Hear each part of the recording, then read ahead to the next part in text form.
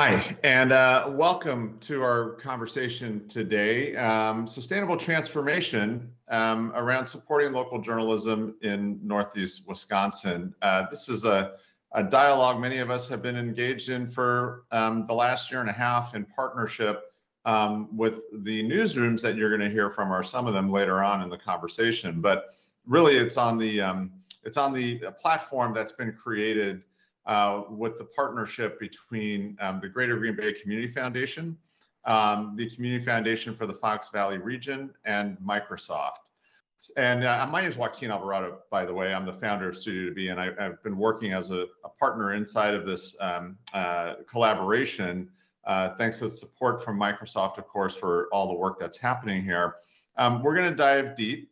And I know we all know each other, and maybe there's some strangers here that we're going to hopefully be able to engage with for the first time. But just at the top, I want to cover a little bit of housekeeping.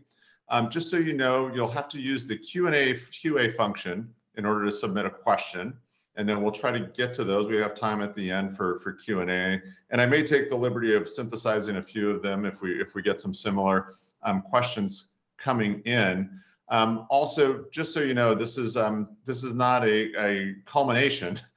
Really, we're in process. We're in a great collaboration in these communities. We've got a lot to share on that, but we definitely want to provide some context for how and why we're doing all of this work. And to start that off, especially from the perspective of the community, I want to invite Dennis Buehler, the president and CEO of the Greater Green Bay Community Foundation, to kick us off. Dennis.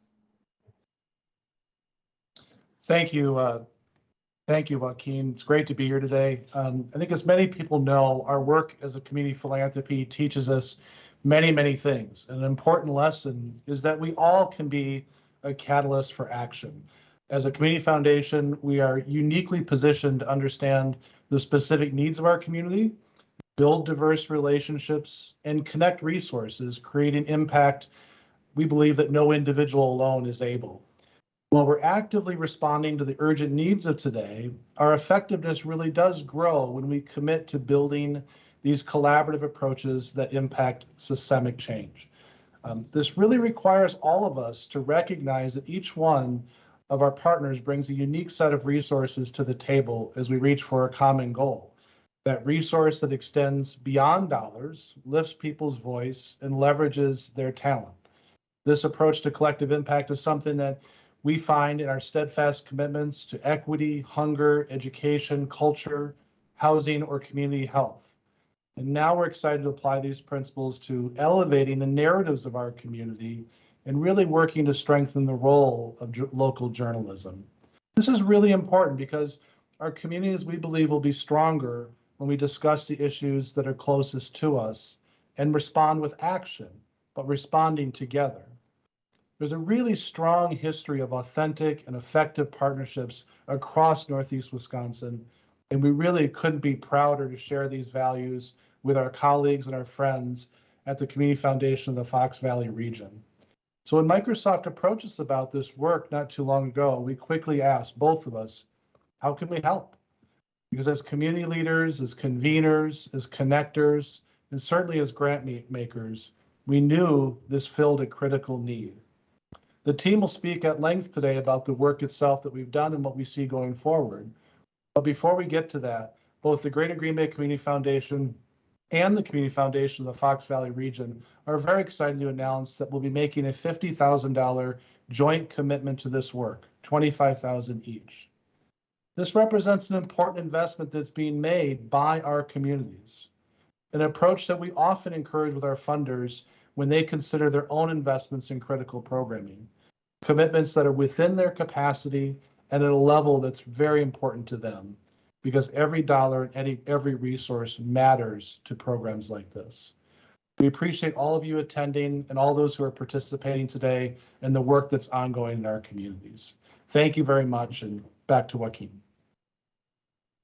Dennis, well, first of all, just to acknowledge the great support that you are announcing today, which actually comes on top of just really strong partnership over the last year plus to make this whole collaboration possible. For all of us who work on the future of sustainability in local journalism, and there is a future for sustainability in local journalism, we know that the path goes through and with community foundation. So Dennis, I really want to congratulate you and your board, and Kurt, you and your board on not just being the platform really to make this all happen, but to actually being investors yourself. So really important there. We're going to turn now to somebody who actually set a course that we're also partially following down here and really learning from, and that's Brad Smith, the president and vice chair of Microsoft, who's going to share some words with us now also. Hello, everybody. I'm really delighted to be with you today, and I'm just a part of the group you're meeting with and hearing from at Microsoft. In particular, my colleague and friend, Teresa Hudson, will follow me. As you might imagine, every couple of weeks I get a list of videos to stand in front of a camera and record, and as you might imagine, when I read the list, some of them make me smile a little bit more than others. I just want to say, I was actually excited when I saw this on the list for today. Journalism in northeastern Wisconsin is not just something I'm passionate about. It's actually, in my view, part of my own roots. I still remember moving to Appleton from Racine. I was in the 8th grade.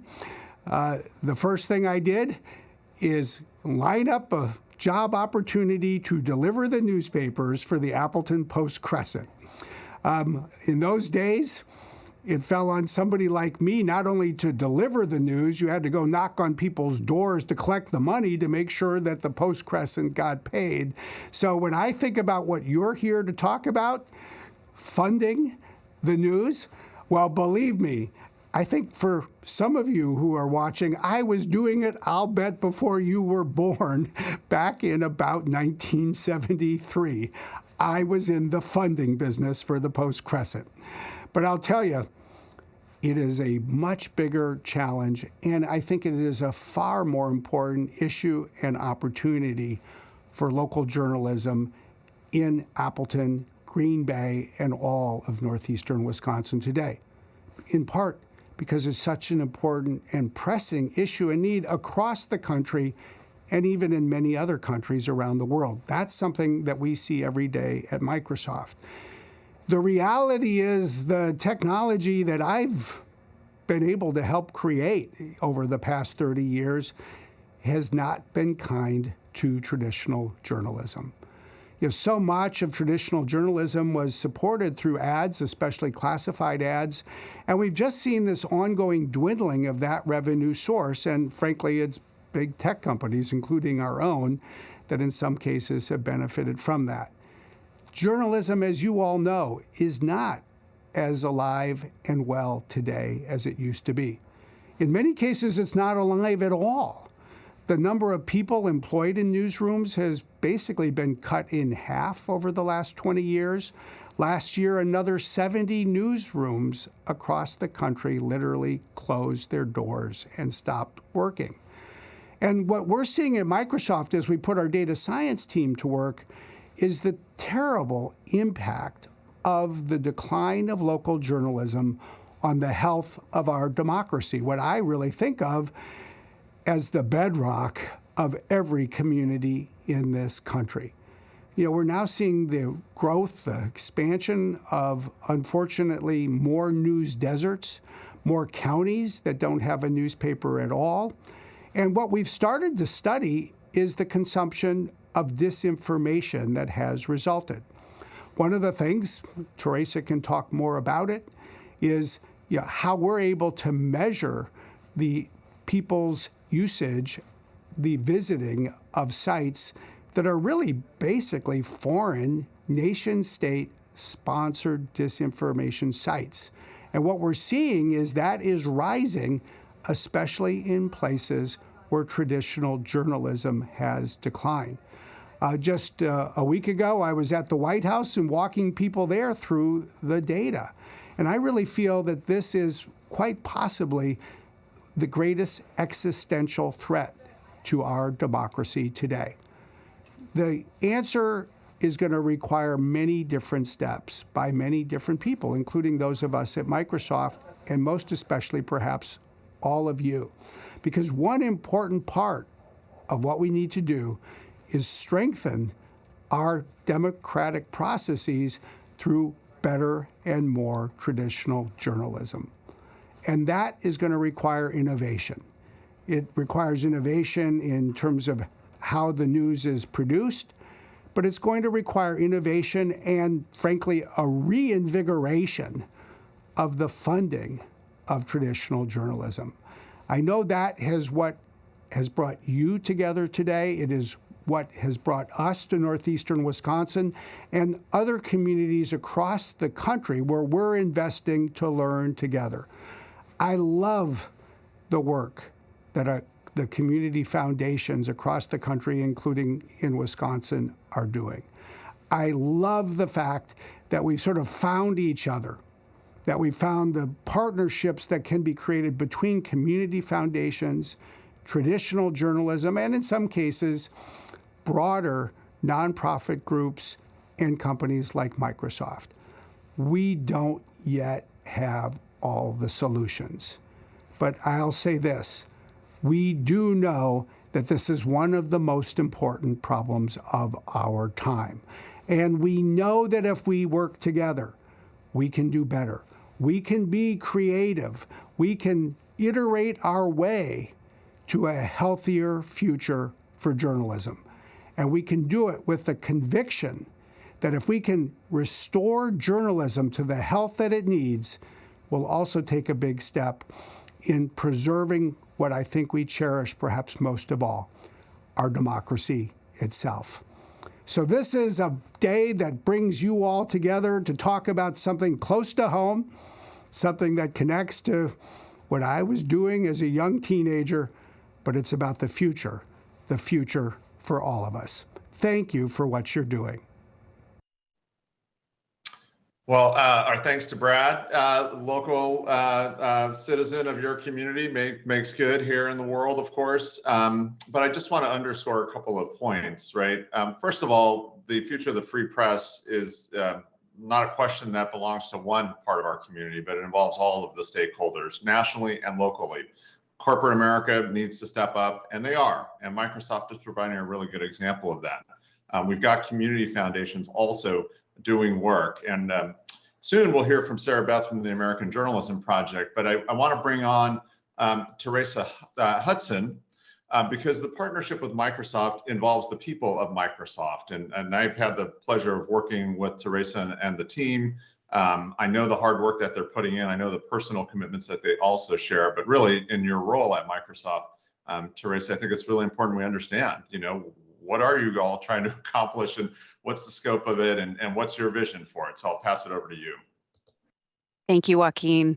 And I will say it's never a great day to follow Brad Smith, especially when talking to a Wisconsin audience.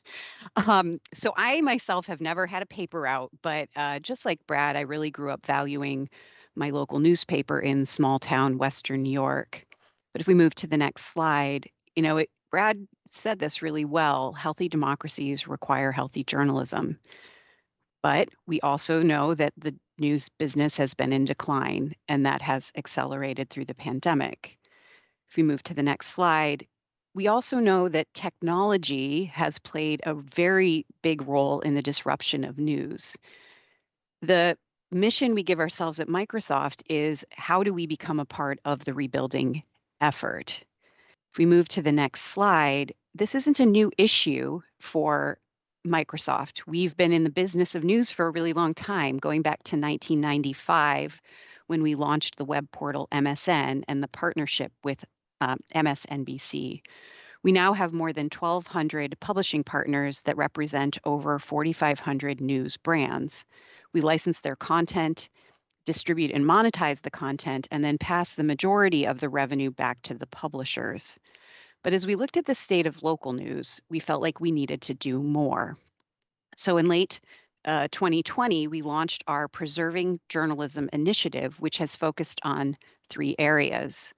1, we seek to rebuild capacity with new hybrid business models for sustainable local news.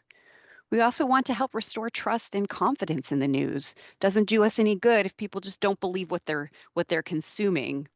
And then we also want to do what we can to protect journalists from cyber and legal attacks. So if we move to the next slide, you can see where we've experimented across the country. We started with 5 pilots across the US, including one in Northeast Wisconsin. And through a partnership with Report for America, we expanded to include journalist support in 5 more communities with a focus on rural areas. We know that's a deep need. We're continuing to look for the right mix of resources and partnerships that can provide superstructure level supports across an entire state, like Louisiana and the new Investigative Journalism Fund, or a region such as the California Central Valley or the Yakima Valley in Washington state.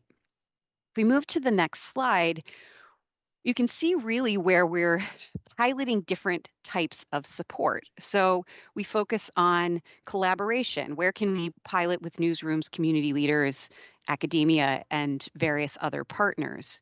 Where can we provide funding? Sometimes this is direct funding, sometimes this is through community foundations, and sometimes, we can serve a purpose of being a catalyzer to pull in more funding because we've shown up. We also think about, look, we're a technology company, so where can we offer up technology? Newsrooms are businesses. We do business technology. So where can we offer up what we do to newsrooms to help them operate in a modern way? We think about capacity building. How do we think about technology or digital transformation? How do we help newsrooms with business intelligence through business analytics? And where can we think about using some of our skills in data science to upskill in data journalism and things like that? Because we do have the platform, which used to be called Microsoft News and now is called Microsoft Start, we can expand distribution for various publications. So we want to do that so we can help expand the reach. And then I'll talk a little bit more about this last one. We have done some work to provide some pro bono legal support. So I'll get to that. But if we move to the next slide, thank you. As we've seen the number of journalists decline by more than 35,000 over the last 10 years. Oh no, the light went off in my conference room. Uh-oh, there we go. Sorry about that. I was sitting too still, I guess. We've seen the decline of more than 35,000 journalists over the last 10 years, and 200 news deserts form across the United States. Of course, this gives space for disinformation to fill the void. As you heard from Brad a little bit earlier, we're working with our technology and with our data scientists to really pinpoint where news deserts exist, where we see the consumption of disinformation, and where we see that disinformation originate from foreign nation states. We will have more to say on that, but this is definitely an area of focus for us. But given the spread of disinformation, in addition to rebuilding capacity of local news, we also are invested in information literacy as one of the most effective interventions against disinformation. We can't do this by ourselves. We do very little by ourselves. So we work with some key third-party partners like the University of Washington's Center for an Informed Public, USA Today, McClatchy Newspapers, NewsGuard, the News Literacy Project, the Global Disinformation Index, and the Trust Project. We think these are all critical tools to help rebuild and build critical thinking skills in as many people as possible so they can safely navigate news and online information. We know people are consuming a lot of information. How do we help them filter it? So that's another area of focus for us. Moving to the next slide, I talked about this a little bit earlier, but as we talked with newsrooms around the country, we learned that budgets were being slashed, legal funding for Freedom of Information Act requests and defense against legal attacks is disappearing. Of course, this hinders reporters and newsrooms from playing their important roles as checks against abuses of power. To address this, we've started a small pilot program, partnering with the Knight Foundation, Reporters for the Committee for the Freedom of the Press, and the Davis Wright Tremaine Law Firm to offer small, nonprofit, and local newsrooms access to pro bono legal support. And moving to the last slide, one of the other things that we are unfortunately also seeing is an increase in nation-state cyber attacks on journalists and newsrooms. So to counter this, we've expanded our Account Guard program to include journalists and news publishers. This is a free service from Microsoft in which we provide notification of nation-state cyber attacks, and we seek to help newsrooms and journalists protect themselves from cybersecurity threats. Overall, this is a really multifaceted problem. You can see from the list of things we're working on here, it will require multifaceted solutions and close partnerships. And we really hope to do what we can to use the technology and resources of Microsoft to help rebuild local journalism. Thank you for being here today, and I'll turn it back to you, Joaquin. Great. And Teresa, if you've got time, I'd love to just ask one quick question. Sure. Yeah. I think it's such an important program, but it's also a kind of model that other companies could follow. So with the pro bono support that Microsoft is providing with Davis Wright Tremaine, do you think other corporate partners could lean into that and offer some of their legal services, just time from their lawyers into a project like that? Absolutely, and I think that would be great. It's a great call to action. I think we always need more people donating the time because it's free. So it's a great way for lawyers to stay involved and engaged, and also to help support democracy, which, lawyers are sort of foundationally interested in as well. So yeah, it's a great, thank you for the question.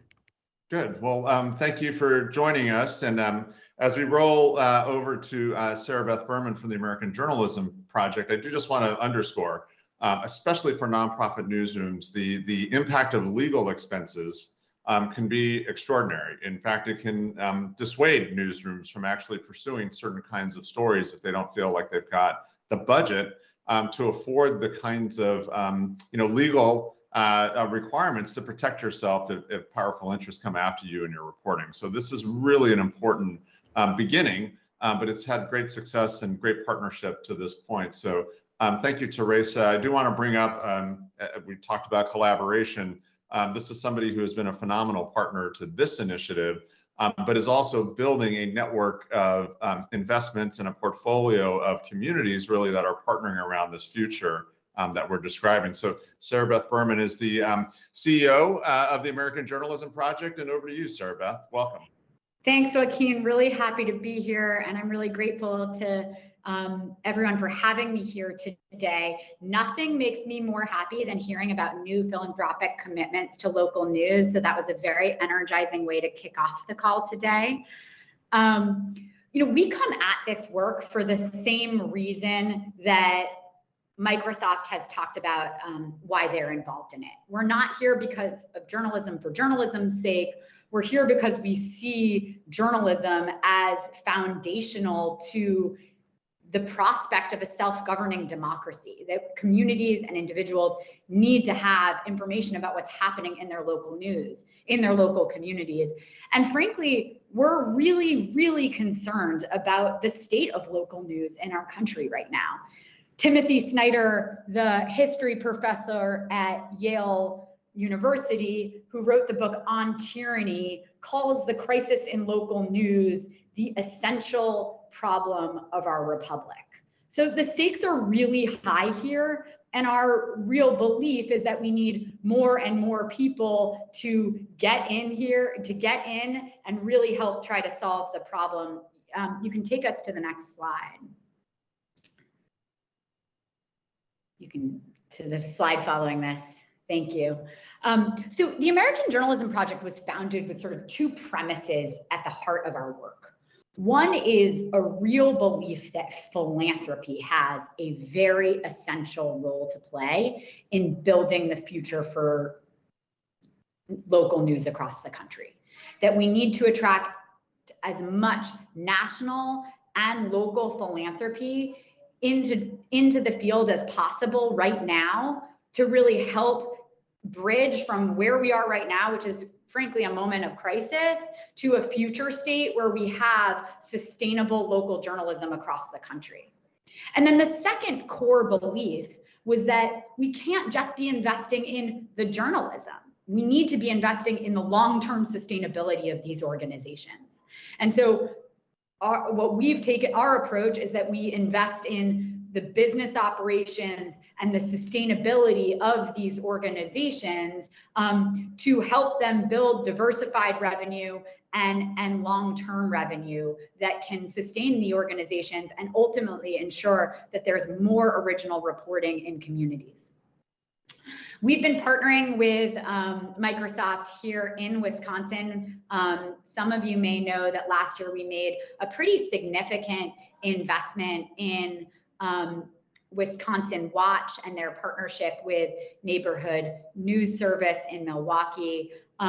We really are excited about the work they're doing and the work to really continue to grow local news in Wisconsin. But we're working across the country. If you could take us to the next slide, to really make sure that there is a growing number of organizations across the country that are providing this public service to our communities. Our work is focused around 3 areas. One is we're building new organizations across the country, trying to help launch institutions that can provide the service of original reporting for communities. 2 is we're growing organizations. We're helping to help organizations make sure that they are reversing the trajectory of decline and instead adding more revenue and being able to hire more reporters into their newsrooms. And finally, we really think that in order to sustain the future of local news, we need to be doing exactly what we're doing here today, which is catalyzing a movement. We need more and more stakeholders investing dollars, investing resources. We need corporate leaders like what Microsoft is doing to really step in and say the future of our democracy is in the balance here, and we need to be investing in local news.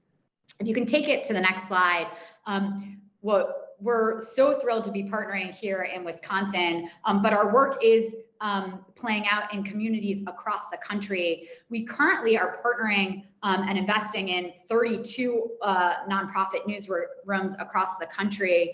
I'll just speak a little bit about the portfolio to say that this portfolio represents a tremendous diversity of organizations. From organizational stage, we have some brand new organizations to organizations that have been around for a decade. We've invested in organizations that really represent geographic diversity, from Puerto Rico to Oakland, California, to Montana. And we also have a lot of different models in this portfolio. We've invested in some public radio stations, WFAE and Louisville Public Media, 2 news organizations that are investing significantly in their local reporting resources. We've invested in some national news organizations that are running local news networks, like Capital B, which is focused on serving Black audiences in local communities. They just launched in Atlanta and are planning to launch throughout the country. And from this portfolio, we're learning really a tremendous amount about what it takes to build sustainable newsrooms that can withstand and thrive over the coming decades. So we're really thrilled to be here today, and we're hopeful that more and more people will join us in investing in local news. Sarah Beth, can I just follow up on a couple of quick things that I want to back up for a second, because the diversity in the portfolio offers a bunch of different lessons. So how much sharing is happening within the network about insights, best practices, business infrastructure? Like how does that work? I mean, that's central to the concept here, that we can't have each community around this country trying to figure this out on their own, that we are going to be able to do this much faster if we can really capture the power of learning across the network. So our portfolio of organizations, in fact, we're all gathering next week in Chicago, really are learning from each other, both just as individuals, but also in terms of sharing best practices, being able to capture tools, being able to capture the data about what investments are working for long-term sustainability and what isn't working. And so the intention here is to really make these investments, to learn from these investments, to make sure that we're all learning across the portfolio and to continue to grow from that. And for the new investor who has not thought about journalism, to frame it as an investment, as venture philanthropy, right? How does that go? Do they respond positively? Do they understand that differently than, I mean, traditionally it was, we must save journalism. You're actually investing in rebuilding it. So those are different, sort of conversations to have. We use the terminology investment. I should be clear that our investments are philanthropic investments, meaning what we are investing in is the health of our communities. We are not getting a financial return from these investments, but the news organizations are getting a financial return from their investments. So our grantees that have been with us in their first year have grown by nearly 70%. So they're getting a real return on the investment that we're making. And I think what we're finding is that people are beginning to really understand why local news is frankly central to all our other philanthropic priorities. Like if you are an education funder, you need to be concerned about whether or not the school board is covered or the charter schools are covered. If you're a climate funder, you should be concerned about whether or not there's local coverage about the implications of climate change in communities. And the list goes on and on. And so it's upon all of us to really help philanthropic leaders in communities and nationally see why part of sustaining your other priorities is making sure that we have informed communities. Well, Sarah Beth, we really thank you for being here and for sharing that. As somebody who's had the privilege of being on the board of an AJP funded project that was a startup, I work with another one, and then through the Microsoft collaboration, it's just been really extraordinary. And the AJP is changing the narrative. It's also creating infrastructure that didn't exist before. So really, we appreciate all that you're doing. I'm going to turn next. We're going to come back into the community with Amber Pollock, Senior Vice President of Community Impact at the Greater Green Bay Community Foundation. Amber's got some pretty deep knowledge about journalism herself. So Amber, welcome to the conversation. Thank you. Thank you very much. I appreciate the opportunity to talk with you on behalf of the community foundations. You know, Sarah Beth spoke about how it is incumbent on all of us to ensure an informed community. And I think I can speak a little to how that can impact our work day to day. I actually started my career in journalism. The first 17 years of my career was in newsrooms as a reporter, then as an editor. And I had the opportunity to be part of that world where you're really trying to make a difference in your community, and you're really trying to have an impact and support the community, and you hope that you're doing that. But I have been fortunate to kind of move to another side of things where I've had the opportunity to see what that looks like in reality, and the ways that the news media is impacting the community, and the ways that we as funders rely on the media and vice versa in order to support the community in a lot of ways. I, as a funder, and I think others really do our jobs best when we can best understand the needs of the community and the experiences of everyone in the community, all populations and all levels. And really, newsrooms are our greatest allies in this. You know, they're coming at this work, and specifically this new news lab. You will hear more about it from the newsrooms themselves. Some of the specifics about that, but I want to touch on one particular piece as an example of where it really impacts the work that we're doing in our communities. There was a series of pieces on homelessness and housing insecurity in the community. And there's a number of ways in which that work really impacts the day-to-day. You know, newsrooms are providing an educational, informative resource for us all, where they're engaging the experts in the work. And by experts, certainly we're talking about professors, we're talking about local leaders, but really what they're able to do is tell the stories of those who are experiencing the issues of our community, who are working on the front lines of this, and really raise up those voices and make them part of the conversation in ways that sometimes the most vulnerable in our community are not able to be. And so they're really informing the community.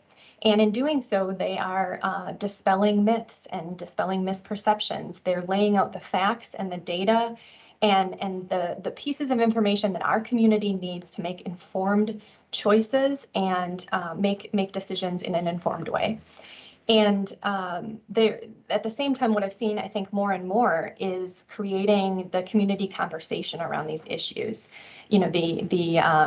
The news organizations are really taking that step beyond the stories to engage in a public discourse that is so critical to moving beyond examining the issue into solving the issue. And so they're really providing an accountability. They are engaging everyone in the conversation, and they're helping us, most importantly, to explore solutions and really, as a community, unite around what are seemingly intractable problems. But by laying that landscape out and engaging, they are helping all of us as funders and as those engaged in the community do our jobs better and play a role in the community better. And they're doing it all with a breadth and a depth that is unparalleled, particularly in the new news lab work that we have been thrilled to be a part of thus far.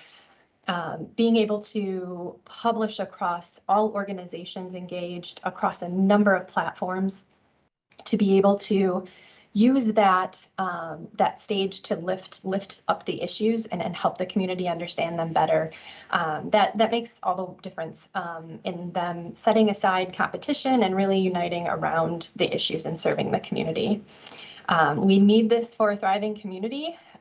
They are helping the nonprofits tell their stories. They are helping those of us who can help and have a mechanism to help better understand all aspects of the stories. And they're helping to unite the community around solutions, all while raising up the voices of the most vulnerable in our areas in ways that no one else is capable of. So we've had the opportunity to support this work, which includes bringing along an educational partner that is able to look at the next generation of journalists. And without this piece, I can't do my job as well. I hope that I did a good job in the past life to help others, and now I'm in this new space, and so appreciative of the tools that the newsrooms are providing us as we serve the community as best we can. I don't know that I fully appreciated it at the time, so I just encourage those serving the communities and funders to really examine the value that our news organizations are bringing to the community, and certainly to the news organizations appreciate the impact that you're having. So don't doubt that that's happening. So thank you to everyone who's around the table on this. Well, can I just dip in here with one quick question, because you did mention the educational partner. And I just want to sort of zoom out for one beat here, right? If we're successful, we're regrowing, right, the economy, the ecosystem for local journalism. That means young journalists can go in and get jobs, right? I mean, is there energy in these programs? Are young people interested in the journalism field from what you're seeing? Yes, I mean, that's been an industry that there's been a lot buzzing around in the past few years, and it's been a challenge to tell the story that I think initially got a lot of us into that line of work, because it has been a really fast changing landscape and a tricky one. And to have this opportunity to engage those who have the passion to serve their communities and to tell people stories and ask the tough questions and hold the community accountable to these issues. I think there is a renewed energy around that, and anything we can do to support that, to make sure that this next generation of people who maybe have the bug, but don't really know what to do with it or what it looks like in day-to-day practice. If we can help boost that, we're going to have a much stronger journalism landscape going forward. And it's very exciting to have something to point to and say, no, wait, this is great. You can do this, and look at the impact that you can have on your community. Yeah, I think that's so important. We forget that sometimes. We're talking about jobs in our community, middle class, working class jobs. You can raise families. You're not going to get rich being a journalist, of course, but you can live and you can contribute. I think that's really, it goes without saying if you sort of ask it differently, like, do you want young people to be able to go into these careers in the communities they come from, right? And I think that's really important as a point. Thank you, Amber. Stay tuned. We're going to come back, and I want to remind everybody who's watching, like, get questions into the Q&A tool there, and we'll all kind of circulate those out and moderate those as we go. And now that we're sort of in this part of the conversation around the actual journalism, we're going to hear from a number of the newsrooms that have been involved with the collaboration since the beginning. And we're going to start with a good friend who I've actually worked with for many years, Andy Hall from Wisconsin Watch. So Andy, are you ready to join us here? And then, hold on, now that I got the slide, then we're going to go to Jim Fitzhenry, executive editor at the Appleton Post-Crescent and the Green Bay Press Gazette, and Henry Sanders, the CEO and publisher of Madison 365. But Andy, you're going to lead us off here. Yeah, thank you, Joaquin, and thanks to all of you for joining us today. Well, first, just to provide a bit of an overview, as the pandemic refuses to go away and disinformation and threats to our democracy intensify in our politically turbulent swing state, the 6 news outlets in the Northeast Wisconsin News Lab realize that our work has never mattered more. We are proud to join forces to help rebuild the local news system of Northeast Wisconsin. The lab includes a mixture of for-profit, nonprofit, local, and statewide news operations. The Green Bay Press Gazette, the Appleton Post-Crescent, the Press Times, Fox Valley 365, Wisconsin Public Radio, and Wisconsin Watch that have cast aside old ways of working to better serve the public. The University of Wisconsin Green Bay, of course, is an important educational partner. All 6 newsrooms have been able to add journalists as a result of this funding at a time when other news outlets are forced into staff reductions. Instead of competing against one another, we're now collaborating.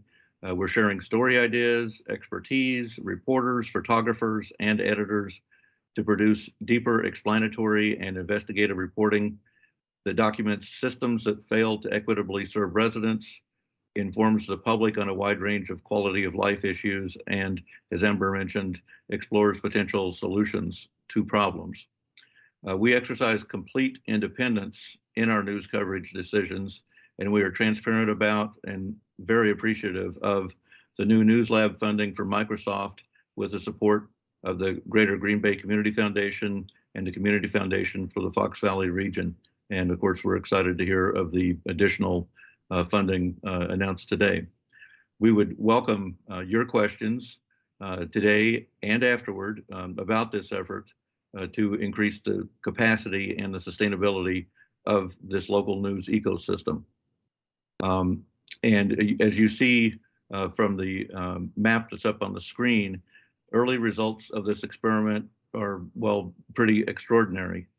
Between June 1st and September 30th of last year, new News Lab stories reached print and online audiences estimated at more than 6.6 million people in 12 states and as far away as England. Stories produced by just these 6 new News Lab partners were picked up by at least 122 news outlets, and 70 of them were here in Wisconsin. And also an additional new metric, in its opening weeks, our new Open and Shut podcast, which examines the unchecked power of prosecutors, already has been downloaded more than 115,000 times. We are preparing additional analytics reports and will be pleased to share them always as they emerge. The new news partners recognize the value of conveying reliable information to residents in other parts of the country, as well as, of course, here in Wisconsin. But when the news that we produce here is shared in other locations, that expands the knowledge base nationwide And it also allows the local news outlets here in Wisconsin, not just the national newsrooms, to frame coverage of problems and potential solutions within our communities. We're excited by the new News Lab's early successes, which dramatize how an infusion of resources into a local news ecosystem can lead to the rapid generation of public service collaborative journalism and to the development of longer-term strategies for increasing and improving the flow of reliable information to residents. This approach offers a potential to strengthen the fabric of communities and our democracy, and it will also, to put it bluntly, maximize the value of funders' investments. We are determined to keep improving the way we work. For example, late last year, after our first stories were published, Mario Coran, one of Wisconsin Watch's reporters who was hired with new News Lab funding, asked us, well, what qualifies as a new News Lab story? It occurred to us that we needed to work together to come up first with a mission statement. And here it is. The Northeast Wisconsin News Lab partners collaborate to identify and fill information gaps to help residents explore ways to improve their communities and lives and strengthen democracy. That mission, as you have heard today, is now in action. The results, we believe, are impressive, and they provide a glimpse into what will be possible as a new News Lab acquires additional resources to more thoroughly understand information needs and gaps and applies its collective power to journalism that engages underserved residents and improves the quality of life in Northeast Wisconsin. Thank you for listening. Now I'd like to pass the show on to Jim Fitzhenry, Executive Editor of the Green Bay Press Gazette and the Appleton Post-Crescent, who will talk about our strategic priorities in deciding what to cover and will provide examples of the journalism that we have produced. Thank you, Andy. Coming together in the News Lab has allowed us to expand our reporting and reach more people. Equally important is producing journalism that lives up to our mission statement, which is to fill information gaps and strengthen democracy. Partners collaborated together to develop a checklist to evaluate the ideas for the work that we were doing.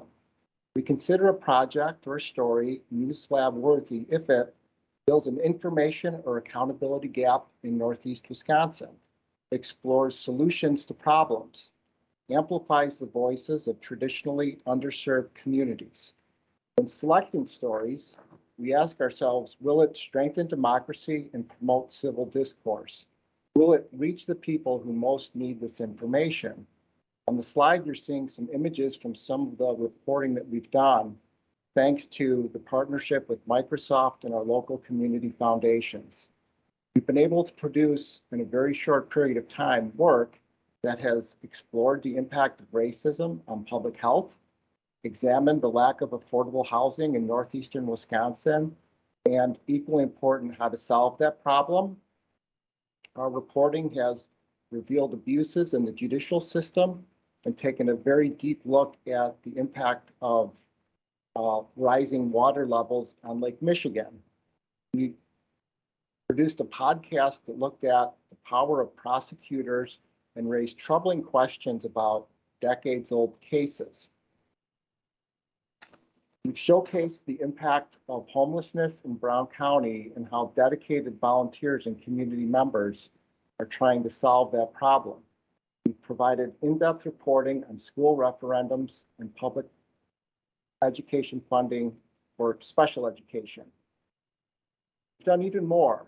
In the year that we've been working together in the lab, we've produced 3 community events. One of them was held in Sturgeon Bay and looked at the issue of water levels on Lake Michigan. We produced a forum looking at the issue of the labor shortage in Northeast Wisconsin and invited in people from the university, people from businesses, and other community leaders on how to best solve that problem. Post-Crescent, Press Gazette, and Fox Valley 365 are partnering on a series looking at the growing diversity in Northeast Wisconsin based on the U.S. Census. We recently held a Facebook Live video discussion about the value of diversity, equity, and inclusion. That session was moderated by Henry Sanders, the CEO and founder of Madison and Fox Valley 365. Henry will speak next about why diversity, equity, and inclusion is such an important value for the partners in the lab. Thanks, Jim, and also thank you, Andy. I'm so happy to be here today. As Jim mentioned, I'm the CEO of Madison 365, and we are a local media outlet, nonprofit media outlet focused on communities of color. And we started in 2015, really trying to give a voice to communities, to give what we say, give a voice to the voiceless. And we grew quickly to reach now about 1.5 million people a month. And we grew so fast that we recognized that we might be able to help other parts of the state. And I know if you're from Wisconsin, like most of you are, you will know the ideal thing would be, let's go to Milwaukee, where a lot of communities of color are. We decided that wasn't the strategy that we wanted to follow. One, because I have to admit, my wife was from the Fox Valley area, and she would have, my better half gave me advice to go there, one. But two, we knew the numbers. We knew that if you looked at 2010 to 2020, people of color grew 40% in that area. I mean, that's a tremendous growth. And if you also look at at Appleton High School or the Appleton School District, their population is about 35% of students of color. That has grown tremendously. So we knew that we had opportunity to grow with that area and be a voice for that community. But we also knew there was the other side of it. There was a community survey, I think around 2016, where the community survey asks about diversity.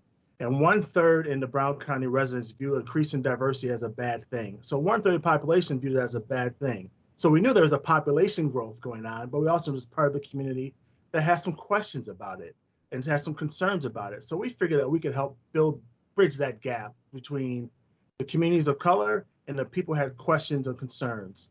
And so we do that by a couple of things. One, we feel like when you're a person of color in a majority area that's white, you always feel like you're the away team and feeling like you're not part of the home team. So what we do as our outlets, we make sure people can have a sense of community and feel like they'd be part of the home team, and make sure they can see that there's other people in the community like them doing wonderful things like they're doing.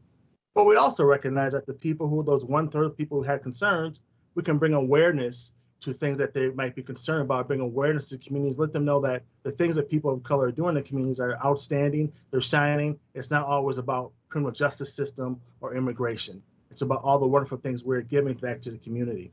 So this is why I'm so excited about this News Lab partnership, is because we have partners who actually care about these issues, can help amplify our voices, can make sure that all voices are heard, and also can make sure that the content is being shared on all different platforms. And we're not going it alone like we are in the Madison area. In this area, we're all doing this together. And we've already seen tangible results from this. And if we are, two of our big projects are part of the Milwaukee Press Club's awards that this is going to be this Friday night. Hopefully we'll win one of those 2 awards. And one of them is from funded that the News Lab was when Wisconsin Watch investigating into a judge abusing his power. In our story by Kanala Phillips on the deep disparities in maternal and child health for Black mothers. And this work was funded by the News Labs and is clearly recognized by its peers. So we're excited about this opportunity, and we thank you for everything you're doing and investing in this type of journalism. Back to you, Joaquin. Great. And to all of you, thank you for the work, but also thank you for sharing it out a bit. We're going to kind of make the turn into some conversation. I'm going to pull in some questions that we've gotten from the audience. I know we've got some that are percolating already, but I do want to just point one thing out, and I'm going to circle back to you, Andy, and then we'll kind of pass the ball around. I just want to go through, we have a lot of different kinds of newsrooms in the new News Lab. So one more time.